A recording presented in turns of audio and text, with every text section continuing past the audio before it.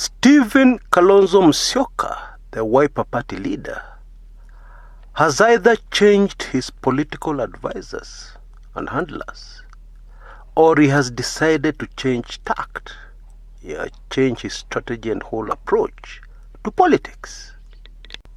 And while Kenyans are still reeling in shock over his remarks yesterday on a man called Arap Mashamba, of course he was referring to the Deputy President, William Samoei Ruto, while Kenyans are still reeling in shock over that, it is important that we take a deeper look at some of the reasons behind this sudden about turn. Because this is not Kalonzo Musyoka. I have followed Kalonzo Musyoka politics for decades. He hates confrontations. Kalonzo Musyoka's political confrontations are always in the back rooms, behind the scenes, away, well away from the public eye. So what has changed? And why has it changed? Now, there are those analysts I'm aware who believe that the answers to those questions are simple. It's the upcoming by-election in Ukambani to replace the late Senator Kabaka in Machakos. The Machakos senator who passed on under mysterious circumstances recently. And the view of these analysts is that because Wiper is flying the Team Keleweke flag in Machakos, ODM are not prominent there, Jubilee are not prominent there, it will be a race between the Wiper candidate and the UDA or Tanga Tanga candidate, or if you like, the Deputy President's candidate for Senator of Machakos.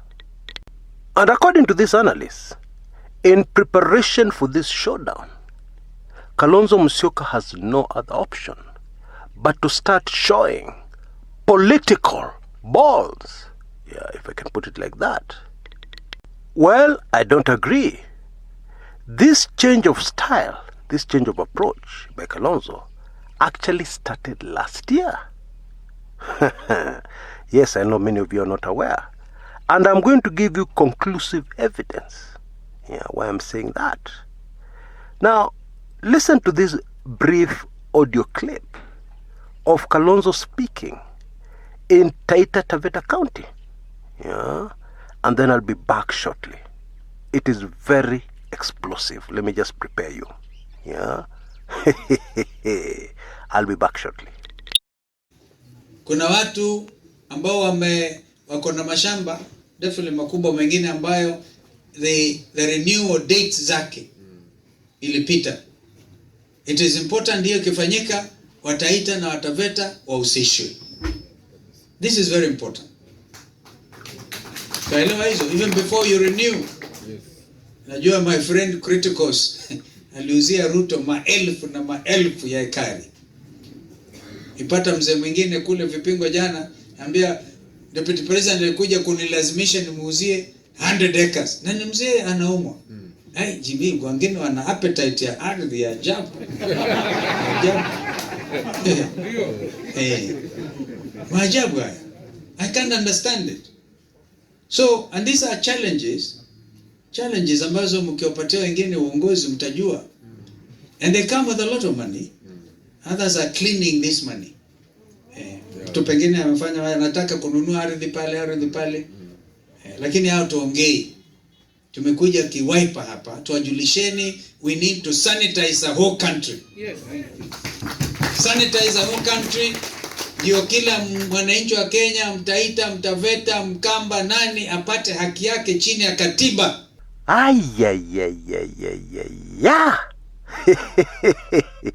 Folks, that is not a fake audio. That is indeed Kalonzo Musyoka. And for avoidance of doubt, I'm going to put a link in the description area below that links directly to a video of this event. Now, before we proceed, I know there's some of you, older Kenyans, who have some piece of information about the gentleman mentioned, Basil Criticos, who are very confused. So let me clear the confusion. During the Jomo Kenyatta presidency, the Criticos family were untouchable because it was widely believed that he was nothing more than a frontman for the Kenyatta family and the acquisition of land within the Taita Taveta area.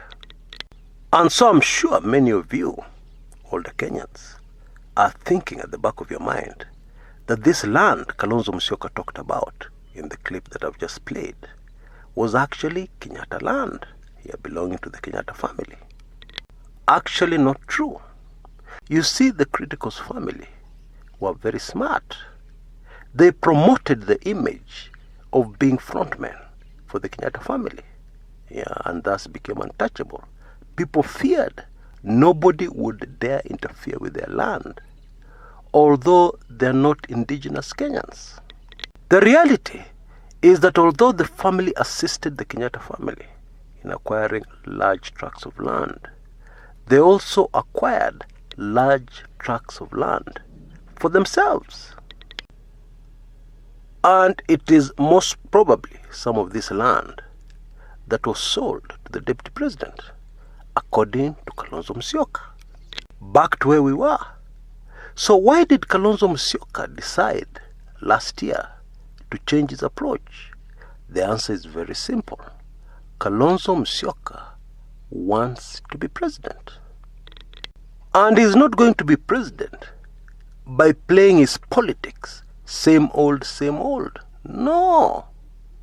He has to craft a very well-laid plan and strategy to position himself to be president. And naturally, one urgent thing he has to do is to position himself away from his old image of a running mate, another person's deputy. He has to craft a new image of being his own man. And one of the ways of doing this is being at the forefront of political narrative in the country.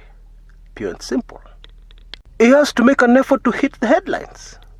He has to try his best to be another Raila Odinga, fighting for the rights of the common man countrywide.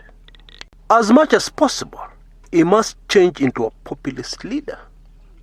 Now, it's very instructive that during this same tour of the Coast Province by Kalonzo Musyoka, where he made these remarks, he made some other very controversial remarks that no doubt endeared him to the people of Taita Taveta.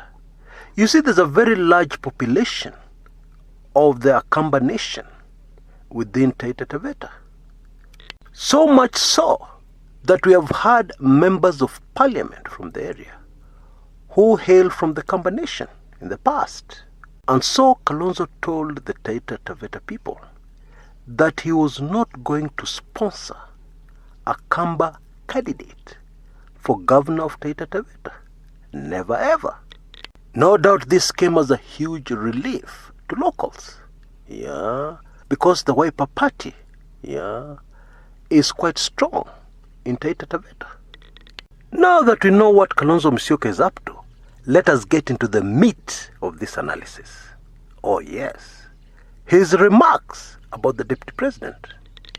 In my view, if you want to be the president of the Republic of Kenya, and let's not get personal, I'm talking about anybody who wants to be president of Kenya, it is very important that any such attacks on you, any such allegations against you, must be fully answered and conclusively resolved. I think you'll agree with me on that. You cannot let these serious accusations slide, which appears to be DP Ruto's strategy in this particular instance. Because if it is true you have appetite for land, how can you be president? How? You tell me. If it is true you are involved in all those scandals, how can you be president? Kenyans need answers, and they must have answers. And in the same vein, Raila Odinga needs to answer Kenyans fully about the alleged maize scandal that took place during the Grand Coalition government. He needs to clear the air. Now, I have to admit, you can't compare Raila Odinga to William Samoei Ruto, in terms of scandals at least. In Raila's case, you really have to dig and dig and dig before you find any semblance of a scandal. I'm not saying he's clean. No. He's not safi kama pamba. No way.